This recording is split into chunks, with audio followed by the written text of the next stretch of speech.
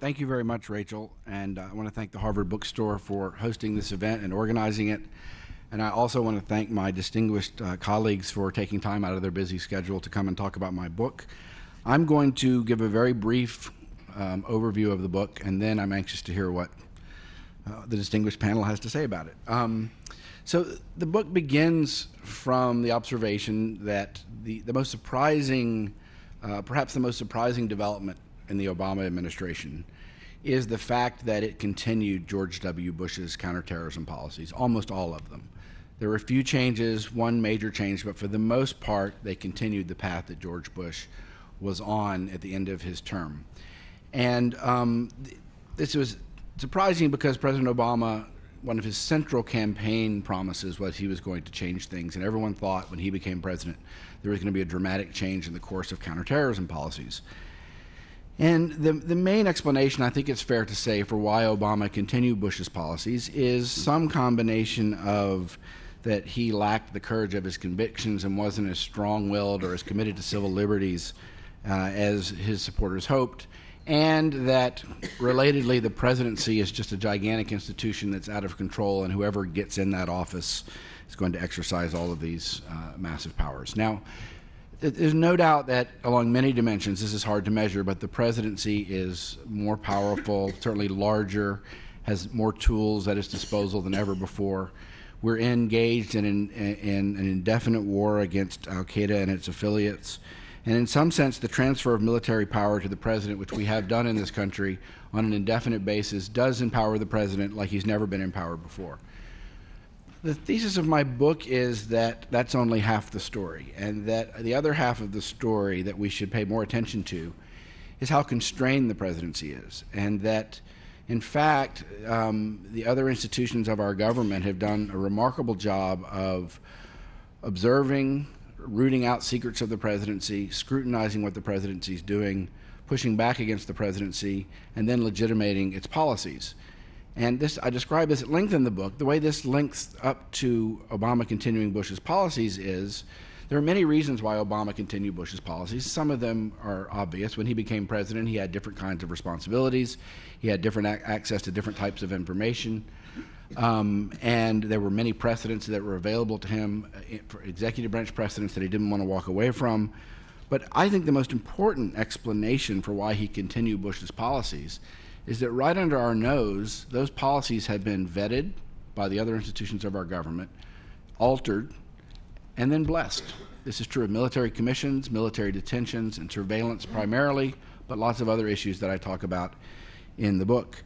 Now, this is a story about really extraordinary and unprecedented actions by the traditional institutions that check the presidency. So Congress, the most hapless institution of the government, in my opinion, for many reasons, actually engaged in unprecedented regulation of the commander-in-chief during war, on military commissions, on surveillance, even on military detention, and on interrogation, where it's not really known how Congress in 2005 basically stopped the Bush administration's interrogation policies in its tracks.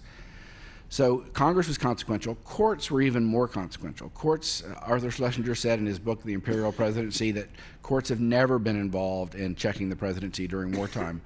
That has not been true in this war. And courts have, in fact, given the president many defeats and have basically vindicated the rights of enemy soldiers like never before in war and caused the president to alter many of his policies. The press, the other institution that the founders thought would check the presidency, as I describe in detail in the book, has done an extraordinary job of rooting out government secrets and exposing errors and abuse of the government.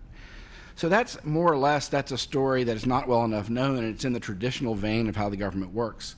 But the book is also about revealing a more complicated system with more complicated actors. And I'll just mention two others that were very consequential in achieving the legitimation of this system, as I call it in the book.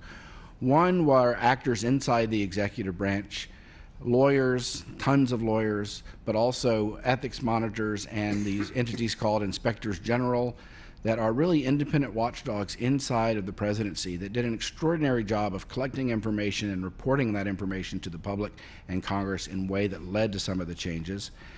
And finally, human rights organizations.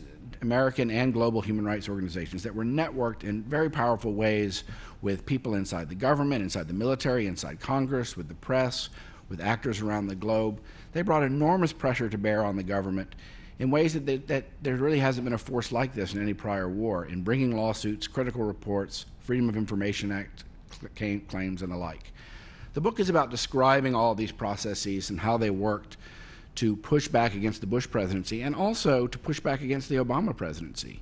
The reason that Gitmo is open today is not because President Obama wanted that, but because Congress, in a set of unprecedented acts, basically prevented him from closing Gitmo. Another sort of, that's a very powerful check on the presidency, whatever you think of it. Most of the book is a rich description of how this works, with some characters that are a little bit below the radar screen and trying to describe how this process works.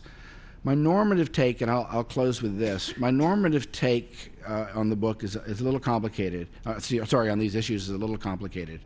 I basically say that what I describe has vindicated the basic system of checks and balances that the framers established.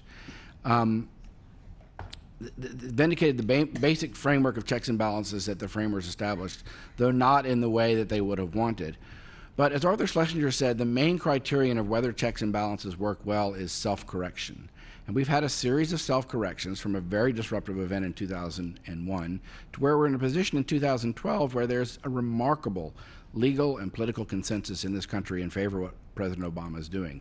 And that is a carryover of the process under President Bush. Whether we have the perfect counterterrorism policies, for reason I discuss in the book, that's very hard to know. We don't have enough information about the threat. Our values differ about how we want to weigh the trade-off between security and liberty. I do say also, though, but the point I want to end with is that these many constraints on the presidency that I describe in the book, the name of the book is Power and Constraint. And one of the important themes of the book is actually how the presidency, in this endless war against terrorism, where we worry, many people, including myself, worry as much about the excessive powers of the presidency as we do about the terrorist threat, that these many, many constraints have been important in guiding the presidency away from some of its excesses and in generating consent. Also, importantly, it strengthened the presidency along many dimensions and enabled him, the president, both Bush and Obama, to do things they otherwise would not have been able to do. The reason that Gitmo is off the radar screen legally and politically today is because the courts intervened, raised the legal standards, reviewed the detentions there, forced some people to be released indirectly, but they blessed it. The courts and the Congress and now have supported the president on what's going on there. The reason that President Obama, when he was a senator, went along with a revision of the surveillance program that gave the president large powers of warrantless surveillance was because, as Senator Obama said, there's this watchdog that I talked about, the Inspector General, who's inside the executive branch watching him, and I trust that independent actor to keep the executive branch in line as part of this process. Military commissions are finally getting going because they've now been basically blessed by all the branches of the government. So the presidency is this very large and powerful institution, but it is a deeply checked and accountable institution, and that accountability scheme is a very important element of its power. That's basically what the book is about. I think Martha is going to speak next. I'm sorry, Charles. In Leviticus, Jehovah